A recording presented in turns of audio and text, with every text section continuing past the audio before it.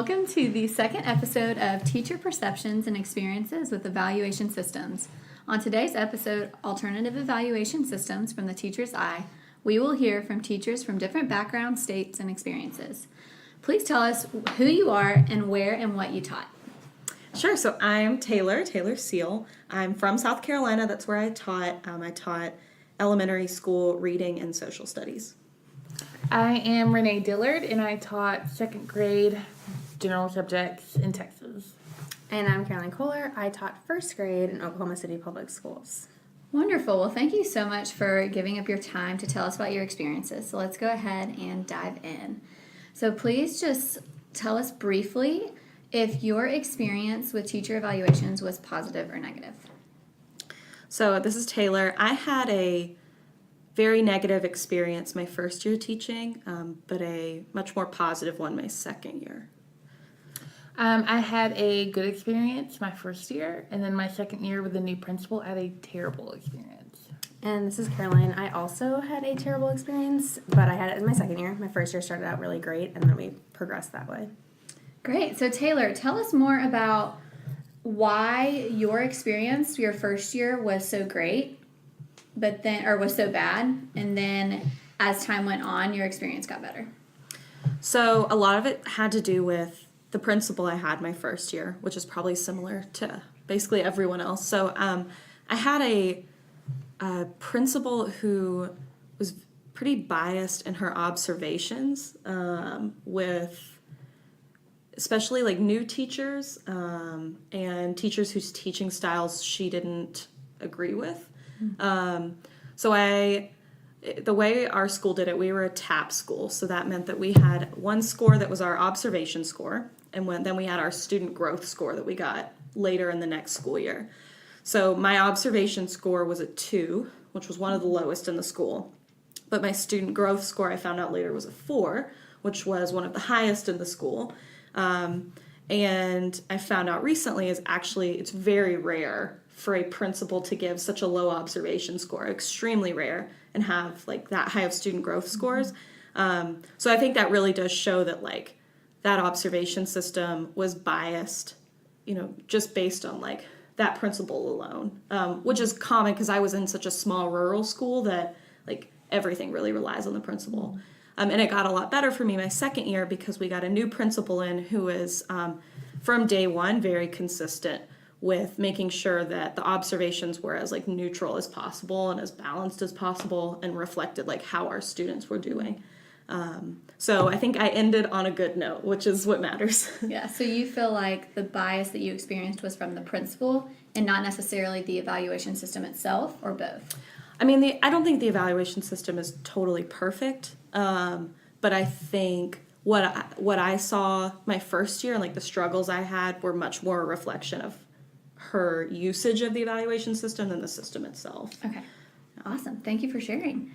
Renee, tell us more about your experience. You said your first year was good, but then you got a new principal and it was terrible. So tell us how that change in principal affected your experience and elaborate on that more. Yeah, I feel like my first principal really wanted me to grow, and that was reflected in her evaluations. Mm-hmm. And then my next principal, we didn't always get along or see eye to eye. So he did a mid-year evaluation of me. And when I got the form, there were 6 questions. And his response for all 6 questions was no. That's it. Just the word no. So I was really young at the time, and I was really hot-headed, and I took a picture of it, and I put it on Facebook with a very long soliloquy about how nothing about that was evaluative in nature, because an evaluation has, like, constructive criticism. It doesn't just say the word no. That doesn't help me. Maybe that helps other people, but the word no doesn't help me to become a better teacher. And so somehow... and the school was very snarky and cliquey. So somehow it got back to him, and I had to write a letter explaining my behavior. meet with central office about how I breached my contract by posting an evaluation online, even though I didn't consider it an evaluation. It was just a word. And he had to give me the teacher code of conduct, and I had to read and sign that I received and read it. So that's how I ended up here. Wow. Yeah. Okay. Thank you for sharing that Yeah. extreme experience. Do you feel like, going back to the 1 year of positivity, you said that teacher really wanted to see you grow. How did you see that in your evaluation system from her? Yeah, so I mean, the difference in her evaluations and the evaluations at my second year were night and day, right? So, some principals sandwich the good and bad, right? They tell you something good, and then they follow it up with like, but you could work on this. Yeah.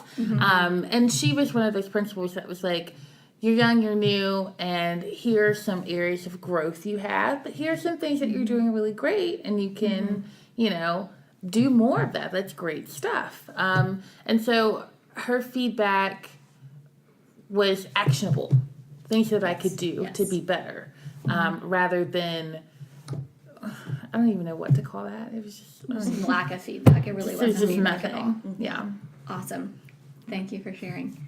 Caroline, tell us more about how your experience went from good to bad. Was it a change in principle like Renee? Was it different? Just elaborate more on that. It was not a change in principle. So Okay. the interesting about mine is it was the same administration, but I had different evaluators underneath that umbrella.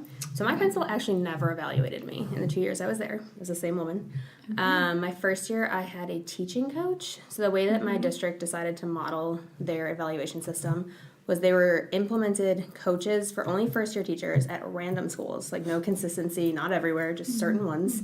So I happened to get one, and she was great. Like, I really credit my first year to her. She sat me down, would have conversations about what was going on, like really took an interest in not just me, but my students, my growth, my expansion.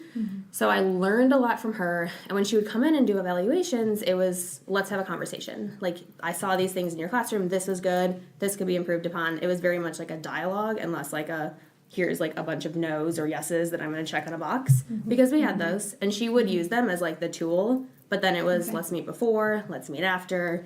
Like, it's a way for you to grow, not a way for me to like condemn you for doing something wrong. Yes. Which was awesome. And like, unfortunately, I thought that's how evaluations always worked. So then my second year, my assistant principal was the person doing it, because my principal and my assistant principal decided to split the load of our teachers. Okay. So, and the two of them didn't see eye to eye. So like, their evaluations were very different across the board, which was interesting.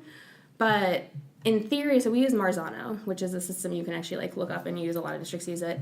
And I think you're supposed to have a conference before the actual observation, a conference after, and then there's like unannounced ones, announced ones, and then there's some kind of like growth chart you're supposed to do. I don't know. Okay. Clearly I did not take it to heart very well, but so I did that. She came in for unobserved, and she sat there and she watched a lesson, and I had some pretty extreme behaviors in my room. Things that like I had put plans in place, like that each of them had an individual behavior plan, like, and if my principal and assistant principal had taken like 5 seconds to ask me about it, I could have told them, but they didn't. So like any child that they saw like not being specifically on task was seen as like off task or not doing what I asked, instead of like that's what we already had put in place for them. So my observation came back and it was a lot lower than my first year, which is not great to go from like high to low. You're supposed to do the opposite.